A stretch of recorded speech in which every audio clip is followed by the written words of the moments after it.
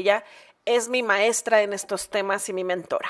Luisa Rebeca Garza López es una mujer trans, funcionaria electoral, activista y escritora mexicana.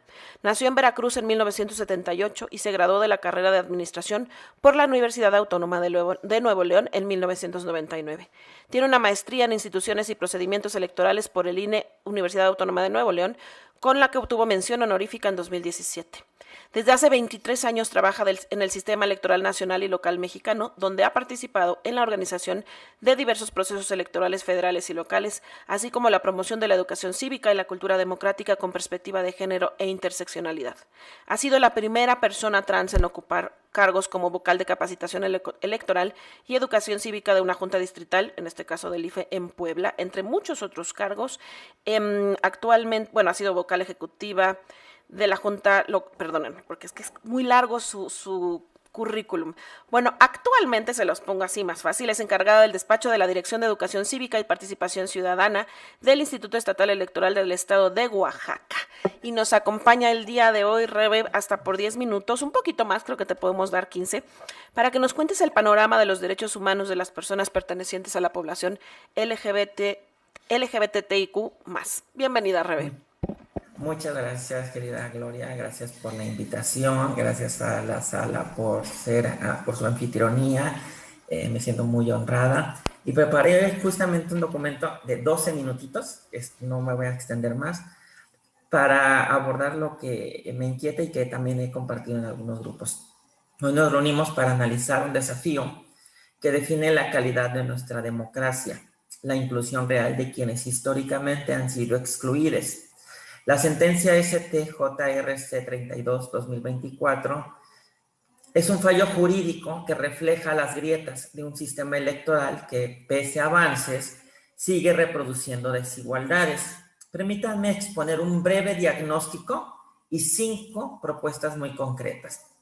Primero, exclusiones burocráticas y dobles raseros. Primero, los procedimientos para acreditar las acciones afirmativas que se han convertido en obstáculos. Insisto, los procedimientos, no las acciones afirmativas. La sentencia surge de un caso emblemático. El PRI impugnó una resolución del Tribunal Electoral de Michoacán que exigía candidaturas LGBTIQ+, no solo autoadscribirse, sino también presentar pruebas de activismo. El Tribunal Electoral del Poder Judicial de la Federación corrigió parcialmente esto, eliminando requisitos adicionales, pero el problema de fondo persiste. Existe una doble exigencia. Mientras una candidatura convencional solo requiere cumplir formalidades básicas, una candidatura por acción afirmativa, por su parte, debe demostrar su identidad con documentos, como si la pertenencia a una comunidad históricamente vulnerada le colocara en un lugar de mayor cuestionamiento, en vez de colocarles como categorías sospechosas sobre las que pueden pesar nuevas formas y complejas de discriminación, incluso institucionales, como dijo Guilaber. Esto revictimiza. Exigir trayectorias activistas o vínculos comunitarios a personas trans, binarias o no binarias, por ejemplo, y no hacerlo con el resto de candidaturas, es indirectamente discriminatorio de acuerdo a los criterios de la Suprema Corte de Justicia de la Nación. Segundo, los partidos políticos han pasado de ser promotores a simuladores de liderazgos políticos LGBTIQ+. Algunos registran personas LGBTIQ+ en distritos no competitivos, usándolas como fachadas inclusivas, sin respaldo real y en muchas ocasiones sin acceso a tiempos de radio y televisión ni a financiamiento público. Además, no existen programas financiados con recursos públicos. Particularmente urge financiamiento ordinario público que reciben los partidos políticos para formar liderazgos políticos diversos. ¿Cómo esperamos que las personas LGBTIQ+ ejerzan representación efectiva sin herramientas políticas? ¿Cómo esperamos que los partidos cumplan el registro de candidaturas por acciones afirmativas en periodo electoral si antes no tienen programas ni presupuestos destinados para promover liderazgos políticos LGBTIQ+, indígenas con discapacidad, entre otros? ¿Cómo esperamos que surjan estas candidaturas si no se previene, sanciona y elimina la violencia política racista, capacitista, transfóbica, LGBTfóbica, más allá de la violencia política en razón de género enfocada principalmente en mujeres cisgénero. Tercero, persisten normas con sesgo colonial. La exigencia de pruebas de identidad niega la autopercepción y la autodeterminación, que es un derecho humano. Es como si a una mujer cisgénero se le exigiera un certificado de feminismo para acceder a la paridad de género. Además, se ignora la interseccionalidad. Las candidaturas indígenas, hombres trans o personas con discapacidad, principalmente de comunidades indígenas y o rurales, enfrentan barreras aún mayores, pero las normas no contemplan estas realidades superpuestas y complejas. Aún más, mi experiencia trabajando con comunidades y pueblos indígenas de Oaxaca me permite observar el mismo doble rasero cuando hablamos de respeto a la vida interna de los partidos políticos o principio de mínima intervención, porque mientras a los pueblos y comunidades indígenas se les ha exigido y establecido plazos para alcanzar la paridad constitucional mediante exhortos y el principio de progresividad, estos criterios no han solido aplicarse a partidos políticos, sino al contrario. Por lo tanto, es importante señalar esta laxitud de parte de las autoridades electorales que tienen impactos directos en la reincidencia de prácticas fraudulentas en el registro de candidaturas por acciones afirmativas en cada proceso electoral desde el 2018. Por lo tanto, a partir del diagnóstico anterior, propongo 5 pilares para una democracia sustantiva. Primera propuesta, como decía Guillaber, una reforma integral. Debemos modificar la Ley General de Partidos Políticos, los lineamientos de paridad y normativa relacionada para eliminar requisitos asimétricos. Si una candidatura de paridad de género no necesita acreditar su feminismo, una candidatura LGBTIQ+ tampoco debe justificar su identidad. Por el contrario, si se determina que la ruta adecuada es documentar vínculos previos con las poblaciones a representar, entonces este requisito debe extenderse a todas las candidaturas, incluidas las de representación proporcional, para eliminar procedimientos que signifiquen doble rasero y discriminación indirecta. Además, se propone destinar un porcentaje del presupuesto ordinario en los partidos políticos a programas de formación de liderazgos LGBT, trans, indígenas y con discapacidad, entre otros, supervisado por comités diversos de los propios partidos políticos, respetando su vida interna, pero también auditado por el INE. Recordemos que son recursos públicos. Segunda propuesta, también lo dijo Aurelian, transparencia radical. Es importante crear un observatorio ciudadano autónomo con participación de colectivos y academia para monitorear en tiempo real el registro de candidaturas y del uso de recursos públicos.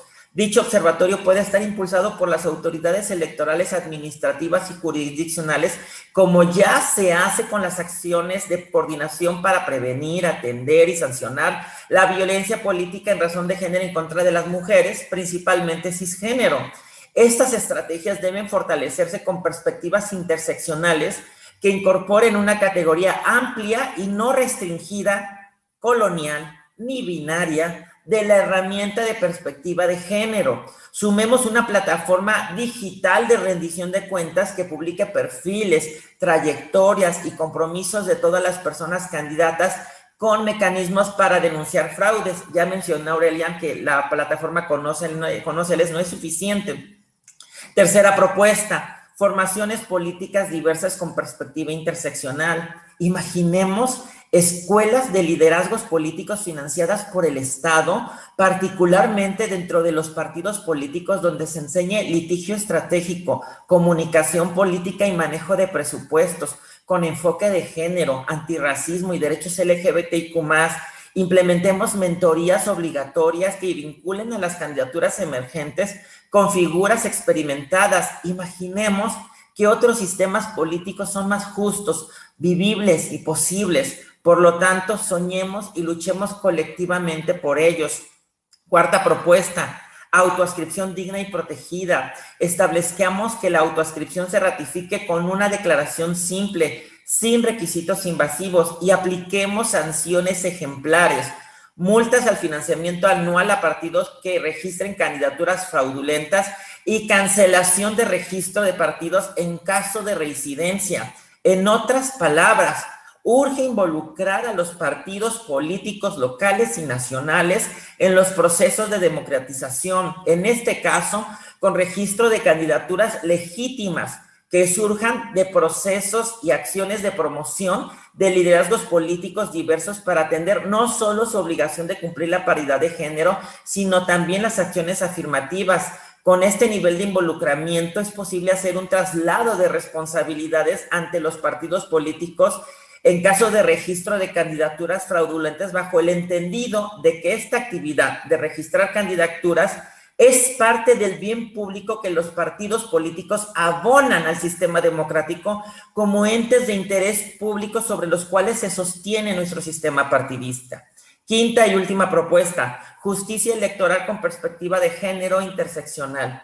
Exijamos una unidad especializada en el Tribunal Electoral del Poder Judicial de la Federación, con juzgadoras y juzgadores capacitados y especializados en diversidad sexual, discapacidad y derechos de los pueblos y comunidades indígenas para resolver impugnaciones, y que cada fallo incluya recomendaciones específicas a partidos políticos para evitar prácticas discriminatorias, revictimizantes, con procesos de acompañamiento a los partidos para cumplir estas obligaciones de registrar candidaturas por acciones afirmativas que cumplan los requisitos legales, al mismo tiempo que se incorporan experiencias positivas surgidas de la paridad, como listas de competitividad, para que las acciones afirmativas no se designen a geografías de electorales perdedoras o que se ubiquen en el último lugar en el caso de las listas de representación proporcional.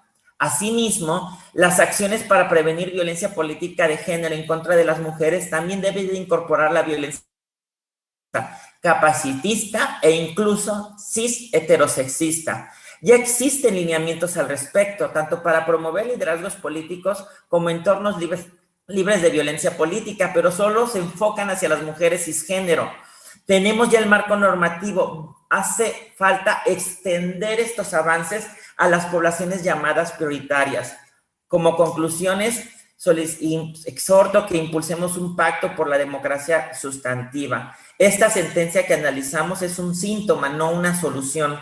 Necesitamos un pacto ético y político donde los partidos políticos dejen de ser clubes cerrados y se conviertan en escuelas de democracia, donde las instituciones prioricen derechos humanos sobre tecnicismos y donde la ciudadanía exija, vigile y participe.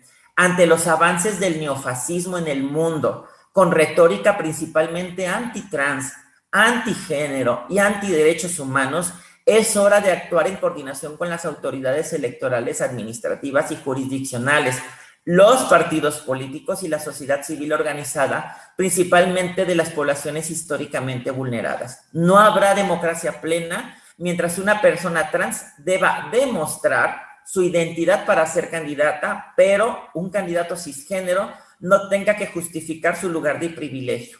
Hagamos historia, que la próxima generación herede un sistema político donde las diversidades no sean una cuota, sino el corazón de la política.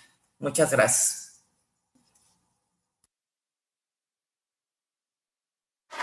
Muchísimas